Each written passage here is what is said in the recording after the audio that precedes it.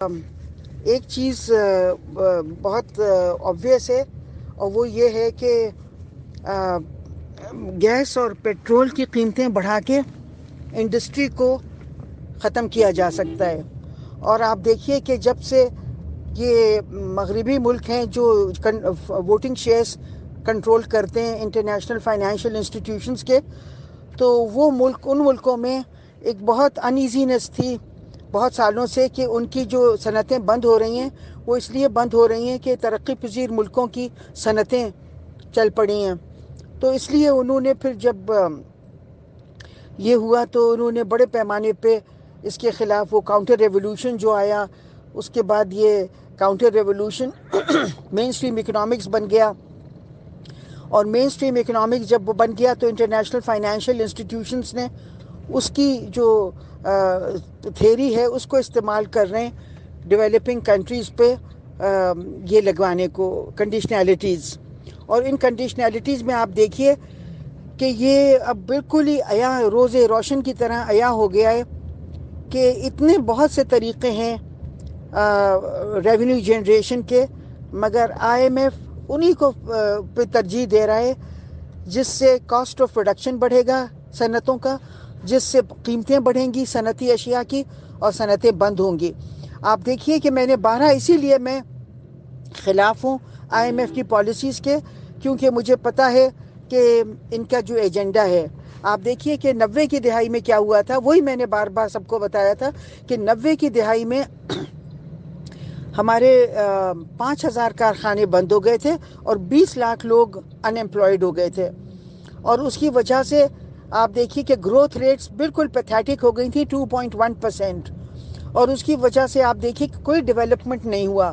یہ جو آج کل مسئلے ہیں بجلی کے اور گیس کے اور یہ جو سارے، یہ اس لیے ہیں کیونکہ 90 کی دہائی میں کوئی سرمایہ کاری نہیں ہوئی، نہ بجلی پہ نہ اس قسم کے ہمارے جو وہ ہیں ذخائر ہیں ان کے ڈیولپمنٹ پہ. تو اس کی وجہ سے 90 کی دہائی کو میں لاس ڈیکیڈ کہتی ہوں، اور اس کی وجہ سے آج ہم یہ سب کچھ بھگت رہے ہیں. اور پھر اس کی وجہ سے یہ ہوا کہ جب ہم نے یہ سب ڈیویلویشنز کیے جب بھی 90 کی دہائی میں، اس کی وجہ سے کاسٹ آف پروڈکشن بڑھ گیا، اس کی وجہ سے قیمتیں بڑھ گئیں. جب قیمتیں بڑھتی ہیں تو یہ لوگ لینڈنگ ریٹ بڑھا دیتے ہیں اور یہ کہتے ہیں کہ اب لینڈنگ اینٹی انفلیشنری میجر کے طور پہ. دیکھیے میں نے بارہا کہا ہے کہ ان لوگوں کو لگتا ہے کہ اکنامکس بالکل نہیں آتی ہے، کیونکہ پاکستان میں آپ دیکھیے قیمتیں کیوں بڑھ رہی ہیں، کیونکہ تیل کی قیمتیں بڑھ رہی ہیں، پیٹرول کی قیمتیں بڑھ رہی ہیں، بجلی کی قیمتیں بڑھ رہی ہیں. تو اس کی وجہ سے کاسٹ آف پروڈکشن بڑھ رہا ہے، تو اس کو کاسٹ پش انفلیشن کہتے ہیں. اور کاسٹ پش انفلیشن کو ٹیکل کرنے کے اور طریقے ہیں، اور جس طرح حکومت کر رہی ہے لینڈنگ ریٹ بڑھا کے، وہ جب کیا جاتا ہے جب ڈیمانڈ پل انفلیشن ہو. ہمارا انفلیشن ڈیمانڈ پل نہیں ہے. آپ دیکھیے کہ سب کے سامنے آیا ہے کہ ہم بجلی کی قیمتیں بڑھا رہے ہیں، پیٹرول کی بڑھا رہے ہیں، اس لیے کاسٹ آف پروڈکشن بڑھ رہا ہے. تو یہ کاسٹ پش انفلیشن ہے. اس کو گورنمنٹ ٹیکل کرتی ہے، اسٹیٹ بینک ٹیکل کرتا ہے ڈیمانڈ پل انفلیشن کی اسٹریٹجی لگا کے. یہ میں نے بارہا کہا ہے، مگر اس سے کافی عیاں ہے یہ بات کہ ان کو انفلیشن کو کنٹرول نہیں کر رہا ہے، ان کو صرف لینڈنگ ریٹ بڑھا کے کاسٹ آف پروڈکشن کو اور بڑھانا ہے تاکہ صنعتیں بند ہوں. بڑے پیمانے پہ اب صنعتیں بند ہونا شروع ہوں گی اور بہت لوگ بے روزگار ہوں گے. اور اس کی وجہ سے یہ ہوگا کہ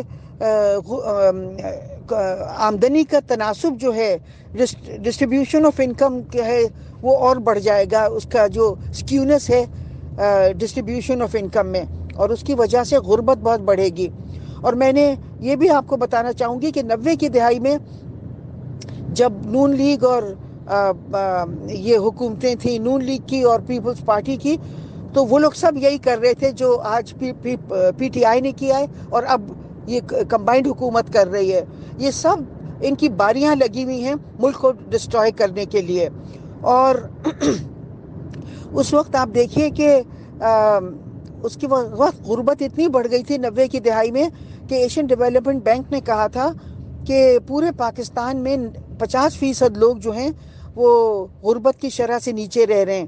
اور اندرون سندھ میں 85% لوگ جو تھے وہ غربت کی شرح سے نیچے رہ رہے تھے.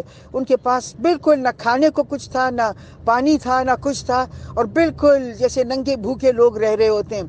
تو اس میں ابھی اسی طرف حالات جا رہے ہیں، مگر حکومتوں کو کوئی پرواہ نہیں ہے. وہ سب دولت مند لوگ ہیں، وہ سب اپنی لائف انجوائے کر رہے ہیں، اور یہاں وہ آ کے پاکستان کو تباہ کرنے کے لیے آتے ہیں، باریاں لیتے ہیں.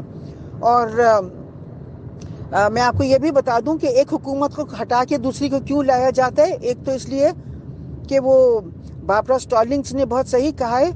اس نے کہا ہے کہ یہ لوگ جو ہیں انٹرنیشنل فائنینشیل انسٹیٹیوشنز، یہ ترقی پذیر ملکوں میں حکومتوں کو جھاڑوؤں کی طرح ٹریٹ کرتے ہیں.